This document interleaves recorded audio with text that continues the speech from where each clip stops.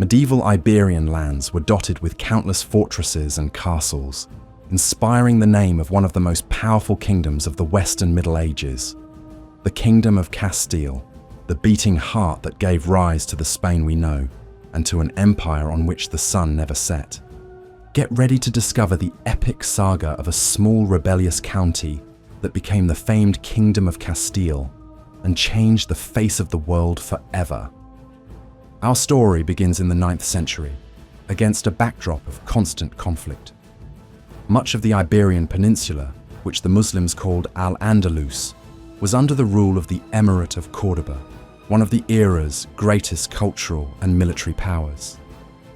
To the north, small Christian realms such as Asturias and Pamplona held out, clinging to the mountains as their last refuge. Between mighty Al-Andalus in the south and the Kingdom of Leon in the north, stretched a vast, sparsely populated strip of land, a dangerous frontier known as the Douro Valley. It was no man's land, a permanent battlefield where armies marched, villages were burned, and human life seemed to be worth little. But it was also a land of opportunity for the brave, the desperate, and the ambitious. It was in this cauldron of danger and promise that Castile was born. Its very name means castle, and with good reason. To survive, its inhabitants raised a countless array of watchtowers, fortresses, and castles. At first, Castile was only a county, tied to the Kingdom of Leon and governed by counts appointed by the Leonese king. Its task was simple: to be the first line of defense, the shield against constant Muslim incursions. But the Castilians, living under perpetual threat, forged a different society, more militarized, more pragmatic, and, paradoxically, freer. To lure settlers to that war zone, the kings had to offer land and privileges that guaranteed freedoms unknown in other parts of feudal Europe. A saying of the time summed up the Castilian mindset: "Wide is Castile, a land of open frontiers and possibilities." It didn't take long for this freedom-loving people to clash with their overlords, the kings of Leon. The turning point has a name: Fernán González. In the mid-10th century, this legendary count, shrewd and charismatic, decided that Castile would no longer be a mere pawn on Leon's political chessboard. He united the various Castilian counties under his command, and through a blend of bold diplomacy and open rebellion, turned the title of Count of Castile into a hereditary one. In practice, he became the first sovereign ruler of Castile, the founding father of a kingdom. Legend says he tricked the King of Leon into selling him the county for the price of a horse and a goshawk, a bird prized by falconers. Though apocryphal, the tale perfectly captures Castile's cunning and defiant spirit. Castile was no longer just a frontier. It was a rising power, ready to forge its own destiny and to lead the movement that would define the Middle Ages in Spain, the Reconquista.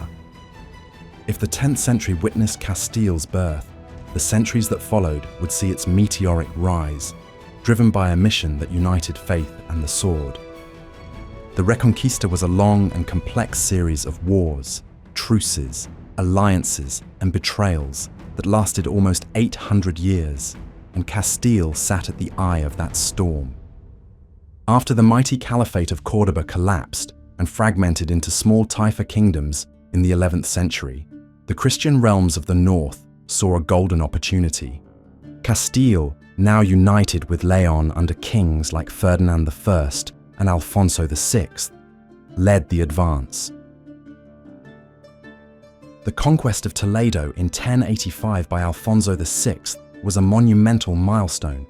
The old Visigothic capital, a cultural and strategic center, was back in Christian hands.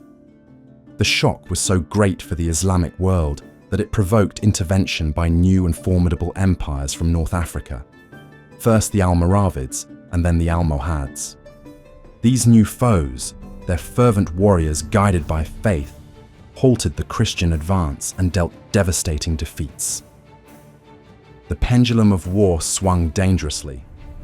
It was at this critical moment that Castilian resilience was put to the test.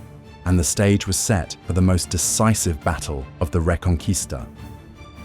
On July 16, 1212, near a place called Las Navas de Tolosa in southern Spain, two gigantic armies faced each other beneath the scorching Andalusian sun. On one side stood the Almohad Caliph al-Nasir, commanding a multinational force drawn from across his empire. On the other, a rare alliance of Christian kings led by Alfonso VIII of Castile and joined by Sancho VII of Navarre and Peter II of Aragon. The fate of the peninsula hung in the balance. If the Christians lost, the tide could turn permanently in favor of the Almohads. The battle was brutal. Chronicles describe a sea of steel and dust. The Castilian infantry in the center took terrible losses and came close to collapsing. But at the critical moment, Alfonso VIII and the other kings led a desperate cavalry charge. The battle's most famous legend recounts how the warriors of Navarre, led by their giant king, broke the chains protecting the caliph's personal tent, sowing panic and prompting al-Nasir to flee. Victory at Las Navas de Tolosa was total and overwhelming. Almohad military power on the peninsula was broken forever. The road south into the heart of Al-Andalus lay open. But conquering is one thing, holding and repopulating is another. And this is where some of the Middle Ages' most fascinating warriors enter the scene. The military orders. Think of them as a fusion of monk and knight. Orders such as Calatrava, Santiago, and Alcantara were made up of men who took vows of poverty, chastity, and obedience, yet whose primary mission was to fight. They were the special forces of the Reconquista. They lived in fortress monasteries, patrolled the most dangerous frontiers, and received vast tracts of land in return for their service. They ended up becoming incredibly rich and powerful, true states within the state, with a crucial role in defending and administering the newly won territories. With the way south open after Las Navas and the frontier safeguarded by the orders, the 13th century became Castile's great century of expansion. King Ferdinand III, who would later be canonized as Saint Ferdinand, embodied this era of triumph. In 1230, he definitively unified the crowns of Castile and Leon, creating what was then the peninsula's most powerful political entity. He then led his troops on a relentless campaign, capturing the jewels of Al-Andalus. Córdoba, the former caliphal capital, fell in 1236, Murcia in 1243, Jaén in 1246, and at last, magnificent Seville, which surrendered in 1248 after a long and difficult siege. Within a few decades, the peninsula's map had been redrawn. Muslim rule was now reduced to the small emirate of Granada in the south. Castile's power was unquestionable. Castile's strength lay not only in its military might, but also in its ability to assimilate, legislate, and create a unique culture. To understand this side of things, we need to talk about a king whose legacy was forged not with the sword, but with the pen. Alfonso X, the Wise.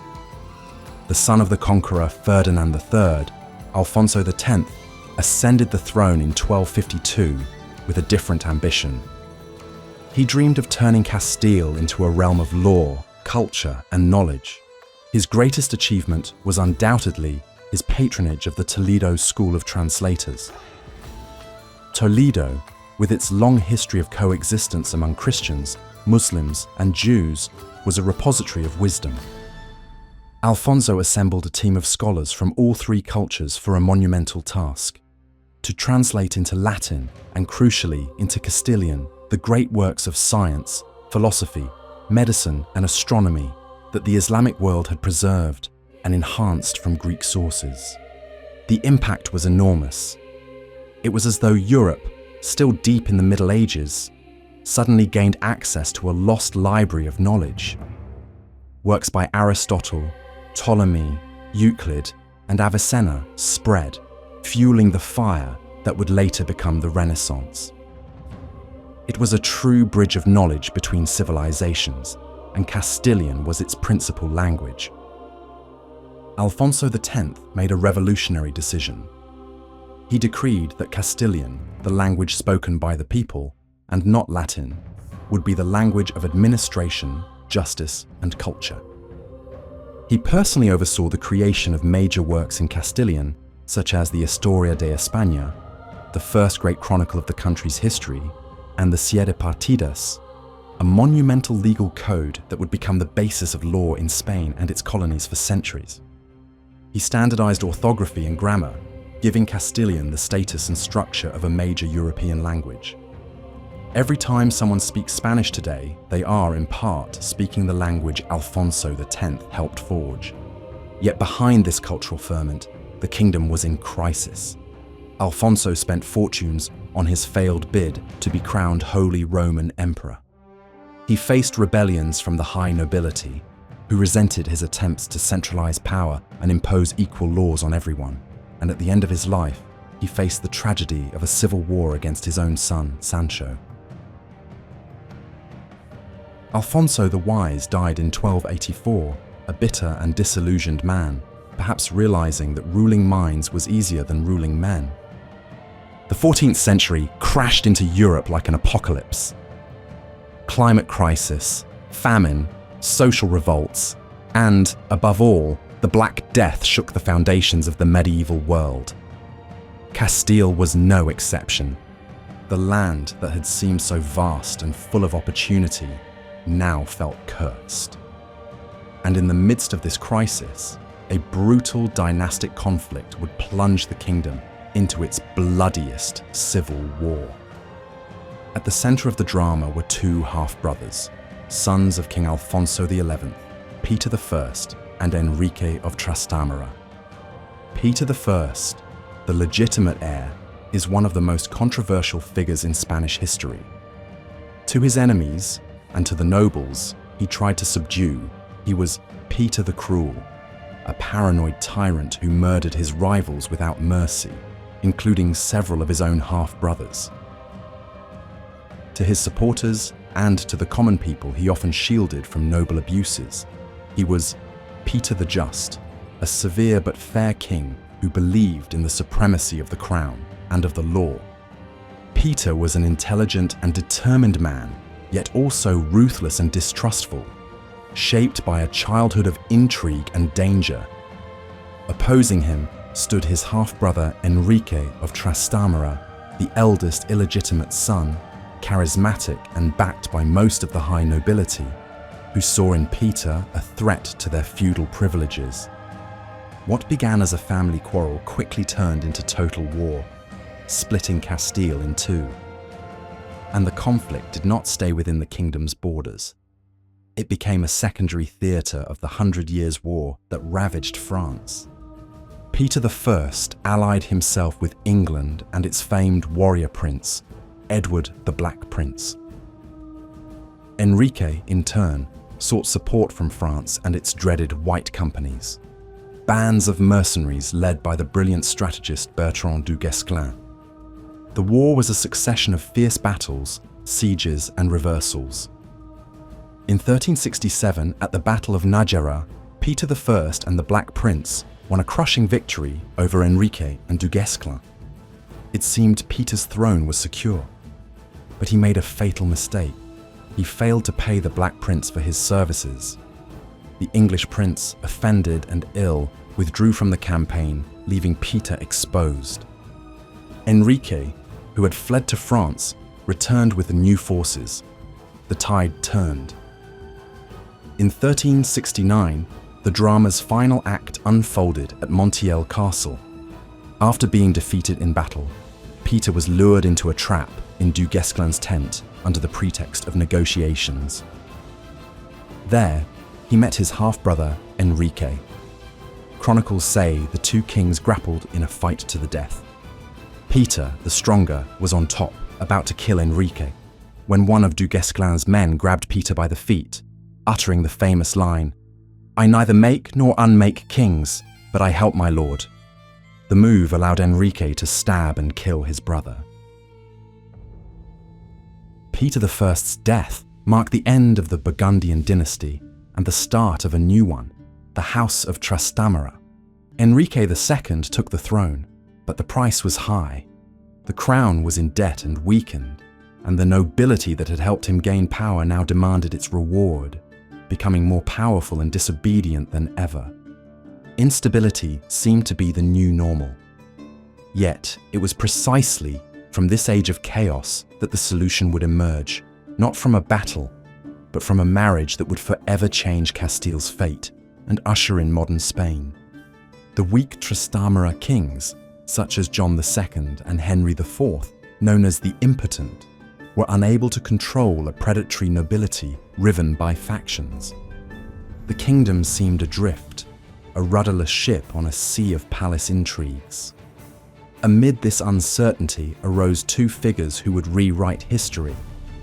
Isabella of Castile, half-sister of King Henry IV, and Ferdinand of Aragon, heir to the neighbouring crown of Aragon. Isabella was a young woman of remarkable intelligence, sustained by deep faith and a will of iron.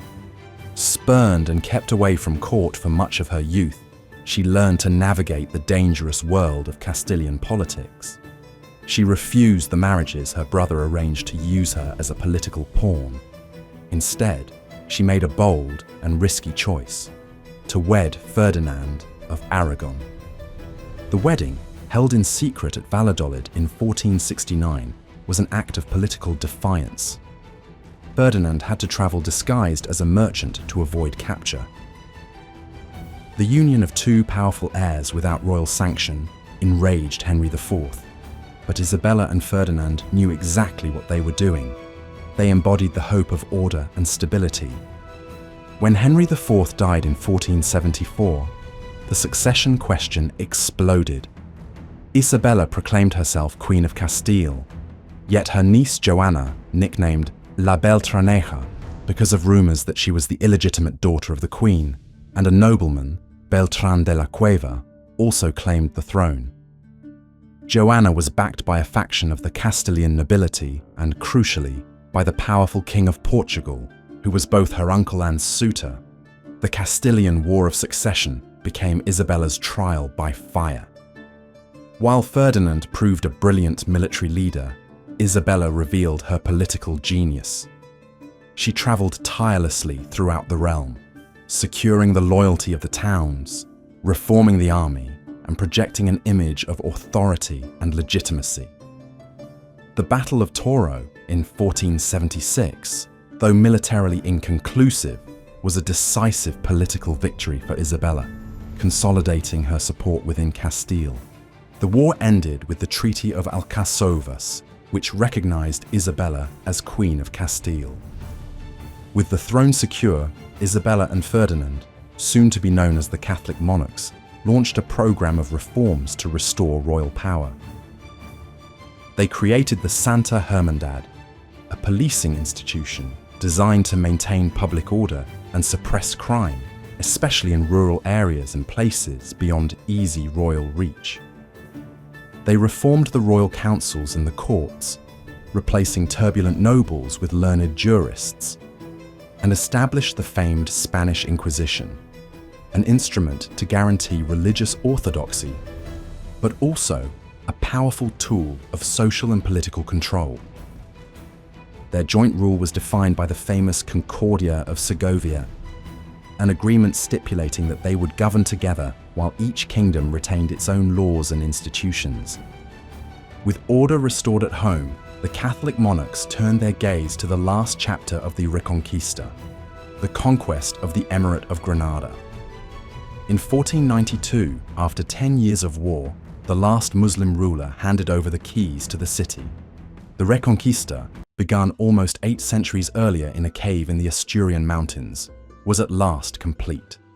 They envisioned a realm united not merely under one crown, but under a single cross, a Catholic Spain.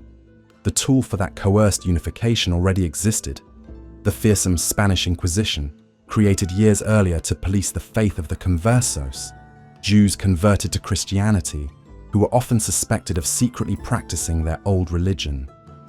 In the very Alhambra palace that symbolized victory over Islam, the Catholic monarchs signed the Alhambra Decree. Its command was brutal and unequivocal: All practicing Jews in Castile and Aragon had to convert to Catholicism or leave the country within 4 months. It was an almost impossible choice for a community that had lived on the peninsula for centuries, since Roman times. Tens of thousands of people were forced to leave their homes, sell their belongings for a pittance, and go into exile. For Castile, the price of religious purity was a brain drain. Doctors, merchants, financiers, and skilled artisans were lost forever, an economic and cultural blow whose negative effects would linger for generations, even with all the gold that would later flow from the Americas. The age of convivencia, the complex medieval coexistence among the three faiths, was officially dead, replaced by the uncompromising vision of a unified Catholic empire. In that same year of 1492, Isabella made another world-changing decision. Against the advice of many, she chose to fund the expedition of a Genoese navigator named Christopher Columbus, who promised to find a new route to the Indies by sailing west. The discovery of a new world by the Spaniards poured unimaginable riches into Castile, turning it into the first global power of the modern age. The Crown of Castile remained the most important political entity on the Iberian Peninsula for centuries. But its definitive end as a political body came as a consequence of a great European conflict, the War of the Spanish Succession in 1701. With the death of the last Habsburg king, Charles II, without heirs, two great powers claimed the throne: France, for Louis XIV's grandson, Philip of Anjou, of the House of Bourbon, and Austria for Archduke Charles of Habsburg. The Crown of Castile largely backed the French candidate, Philip, while the Crown of Aragon supported the Austrian contender, fearing that the Bourbons' French centralist model would obliterate their historic laws and autonomies. After a long and bloody war, Philip of Anjou emerged victorious, becoming Philip V of Spain. In retaliation for the Aragonese territory's support of his rival, and inspired by the absolutist, centralized model of his grandfather Louis XIV, Philip V issued the Nueva Planta decrees. These decrees abolished the institutions, laws, and tax systems of the kingdoms of Aragon, Valencia, Catalonia, and Majorca. But crucially, they also formally abolished the institutions of the Crown of Castile, folding everything into a single, centralized Spanish monarchy. The old Cortes of Castile were dissolved and replaced by a Cortes of Spain, and the council system was reorganized along a French ministerial model. The Kingdom of Castile, the entity forged on the frontiers of the Middle Ages, officially ceased to exist, becoming the foundation of a new nation-state, the Kingdom of Spain.